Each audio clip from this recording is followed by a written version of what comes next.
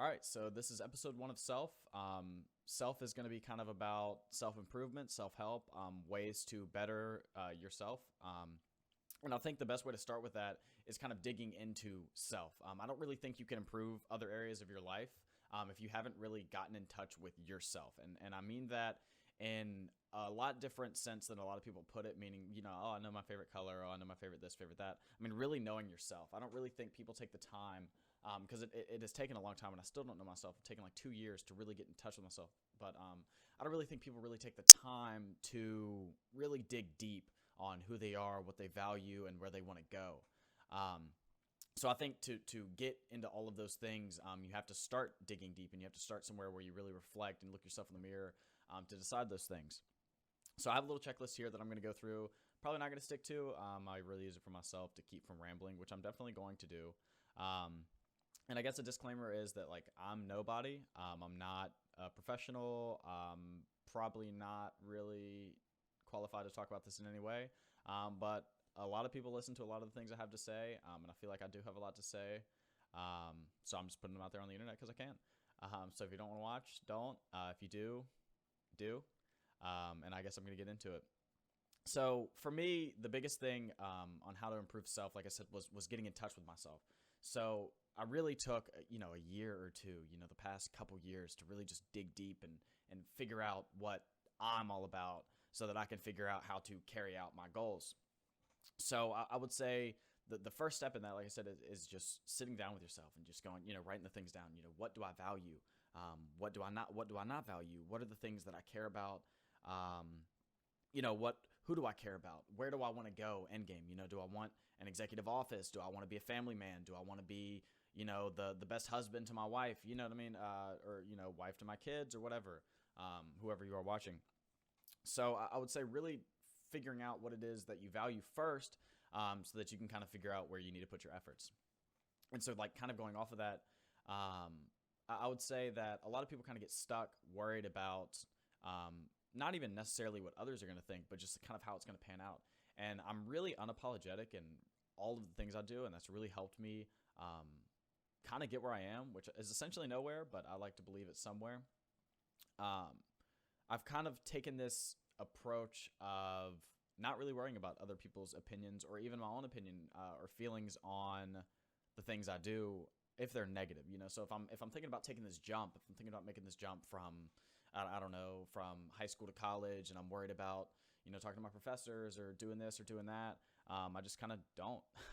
I flush it, and I know it's easier said than done, but it's really just kind of willing yourself to get through those things that you might see as challenging, which to me boils down to self-confidence.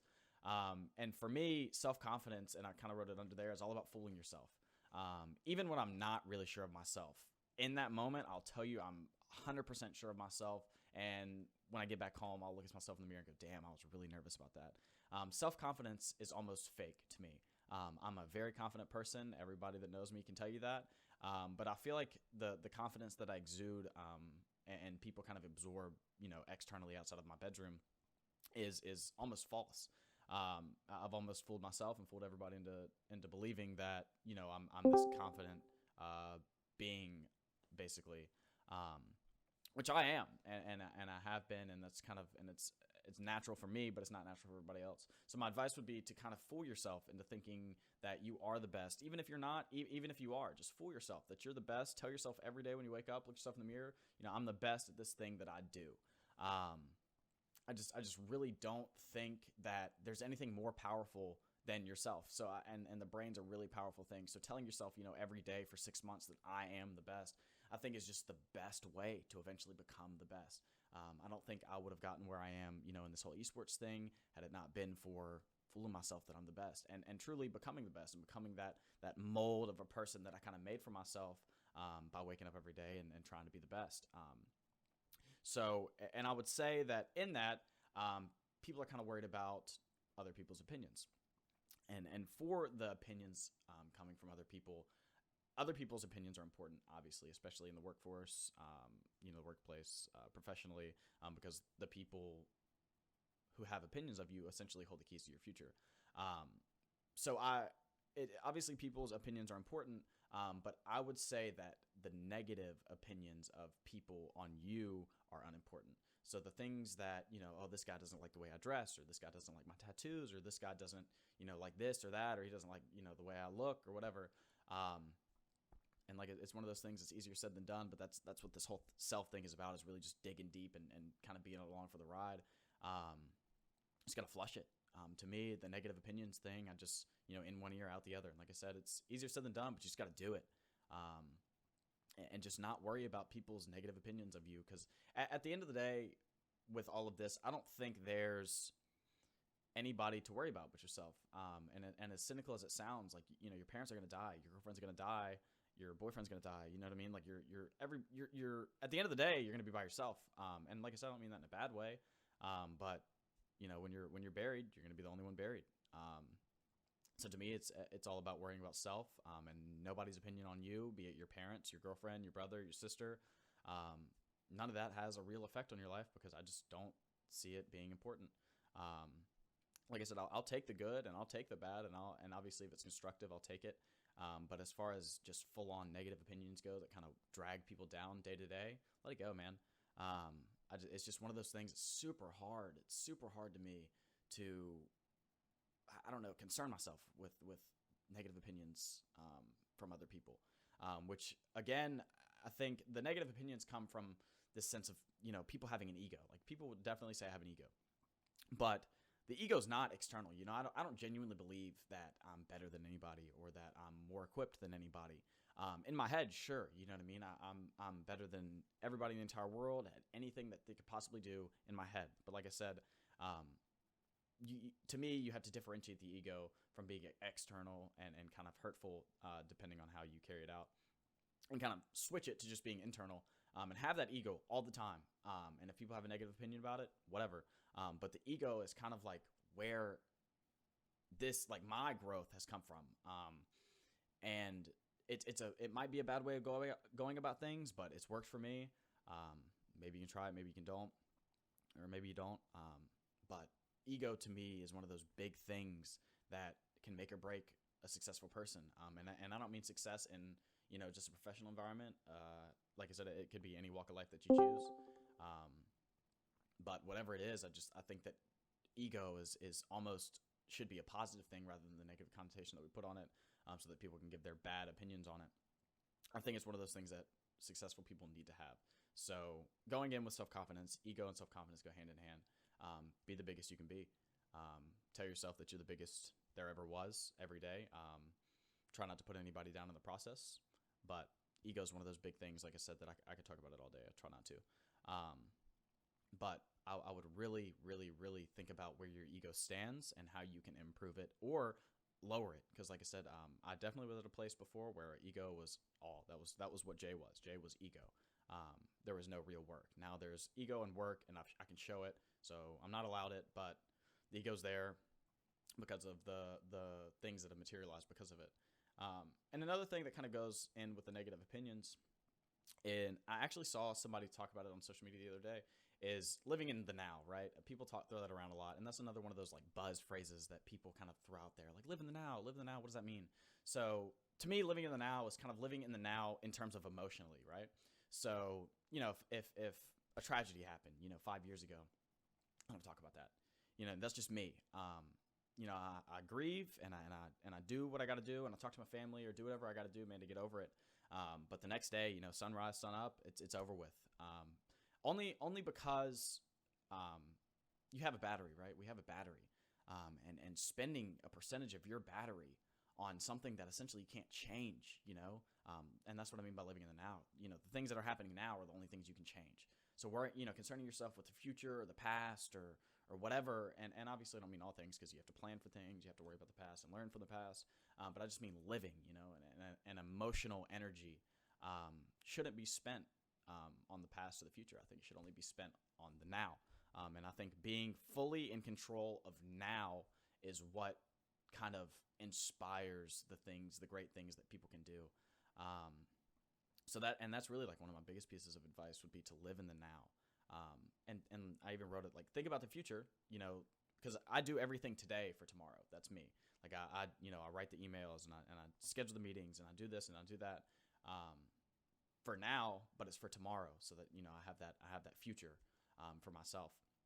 But as far as emotion goes, I couldn't tell you what happened yesterday, and I can't tell you what's going to happen tomorrow because I don't care, and I just don't spend too much energy worrying about what could or couldn't happen or what has or hasn't happened, which comes down to just emotional control. I think kind of having your emotions in check. And I know there's different types of people. Like I know like my friend group is a very logical group of people. So we're not largely emotionally driven. I'm probably the most emotionally driven in a bad way. But I'm definitely not the most typically emotionally driven out of all people. So I would say really just kind of getting your emotions in check, as far as, the nervousness or the sadness or the happiness even. To me, and my parents kind of, it's one of those things I kind of learned in sports. My parents kind of instilled in me was kind of trying not to be on an emotional roller coaster, right? So not having too low lows and too high of highs. So just kind of staying on that even keel path where you're just always, it's fluid to me. You're able to kind of ebb and flow with the high highs and the low lows that are going to happen to everybody. And I think that's an important piece of advice. Thankfully, my parents gave to me and I learned. But it's something that's helped me do the things I got to do. Because like I said, with the battery, man, you can't waste that battery. Because once it's gone, it's gone. Once it's gone for the day, you can't recharge it. You can try, but normally it doesn't go too well for people. So really just being emotionally in check, which comes from all these things, getting some self-awareness, getting some confidence, fooling essentially yourself that you're the best at what you do. Because I think once you get to that point, you've done it. I think once you get to a point where you fooled yourself, even if you can't do the thing that you're trying to do, I think once you fool yourself that you can, I think you will. Because people, I'm telling you guys, we're strong beings. You know what I mean? The brain's incredible. It's incredible. So I think just all of these things go into that emotional and how to handle your battery. And that really brings it back down to drive too, is just kind of like, that goes back to self-awareness, I think, or drive connects back to self-awareness, in that, what drives you, what's your why? That's something I learned in sports as well. Like what's my why? What wakes me up every morning? With the esports thing, or, with your relationship, or with your schoolwork, or, whatever it is. To me, it's one of those big things is finding your why. Why do I do this? If you don't have a why, you should probably find something else to do. If you can't find a why, you should definitely find something else to do. Because if you don't have a why, then I don't know what you're doing. And then once you get all of these things, I would say it's real application, because everybody can say, oh, well, I have confidence. I've got the confidence. All right, well, show me. Because confidence goes a long way with these people who hold the keys to your life, like I've said, whether it's professionally, blah, blah, blah, blah, blah, whatever. I would say it's a real application. So, take the steps to be self-aware, to be self-confident, to fool yourself into thinking that you are the best human out there, flush the negative opinions, have that ego about yourself, worry about the things you can worry about now and the things that you can control now, and then work for the future. Keep your emotions in check. Know your why. Think about your why every day when you wake up. Write it down if you need to, and then apply it. That's kind of just where I'm at with the self thing. This episode went way longer than I expected it to. I'm going to keep it coming, and it's definitely going to be, no, I was going to say it's going to be more organized, but that's just not true. This is just kind of the way I wanted it to be, just kind of real. So yeah, I think I'll be moving on from this. I think I'll be talking less about self and more about actual things within self, be it anecdotes from friends or questions from other people online.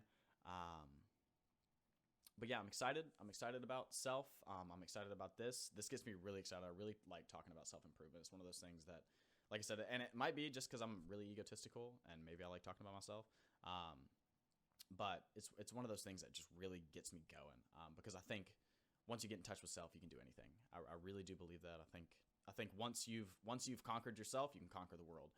Because the world's really small compared to yourself, in my opinion. So that's it for today. We'll be back next week, hopefully. Hope you guys enjoyed. Leave comments, likes, replies, whatever you got to do. Let me know how it was. Thanks.